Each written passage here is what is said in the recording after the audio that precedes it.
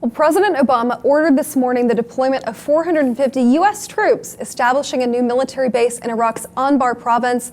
Now, this effort, critics say it's just too little too late, with indecisiveness on behalf of this administration, losing key cities in Iraq to ISIS. Now, this effort is a push to rebuild fragile Iraqi forces, and this policy shift will set up a U.S. training center 15 miles outside of Ramadi's combat zone. ISIS seized Ramadi last month, with the Iraqi troops just unable to hold their ground. The evolution of this president's stance is summed up on Monday with his statement, "We just don't have a complete strategy yet." You know, he seems to be damned if he does, damned if he doesn't. He's going to receive criticism either way for sending U.S. troops on the ground or not. Jose, I don't really know if I have an opinion or not if he's sending this, but he's definitely contradicting himself. He promised no more U.S. troops in a combat zone. Here he is sending them 15 miles outside of a combat zone. We propped up a system here that we're going to have to propagate for a very long time. I don't feel like he's being honest. He should just come out and say it. I'm sending troops back to Iraq. We failed. My policies have failed. Here we go again. That's definitely a strong statement. The reality is that the situation needs to be led, the solution to the situation needs to be led by the regional countries.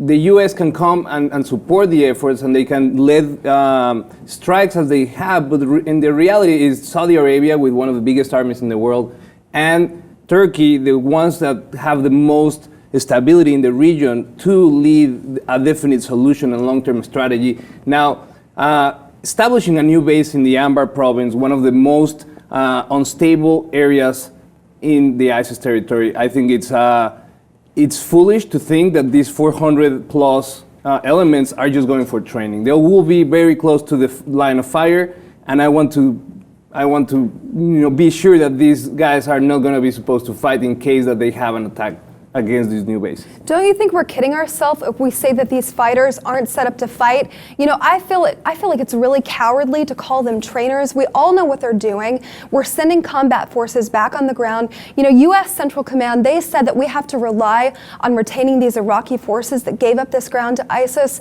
And one snowball effect after another. This is just the beginning. This reminds me of Vietnam Take Two. That's exactly what we're seeing here. And I wish that, I'm not criticizing him. Obviously we have to do something, but I wish that he would just come out and be honest with us and say that we're continuing this. This is not an exercise. Well, we're in a full-out. We're in a war. I don't think it's only a responsibility of this administration what is going on in Iraq. The reality is that it's something that comes from different presidents before that decided to go into Iraq and establish this long-term conflict. This is just a continuation of the very first time we went to wage war without reason to Iraq. So I think that the reality is that we are patching a situation for a decade now, and Obama is at the center of the pressure of deciding whether they continue, they allow for the region to sort itself out. But like you said at the beginning, either if he decides one thing or the other, there will be people criticizing him anyway. But don't you feel like this is totally hypocritical on his part? He promised to get us out of this modern warfare, no more war. I've heard that time and again in various speeches that he's made, and he wasn't strong enough to stick to that. He should have had the foresight to see this conflict coming and say, you know what, I'm just going to step up, be honest this time, and say, we've started this shitstorm, we have to somehow finish it.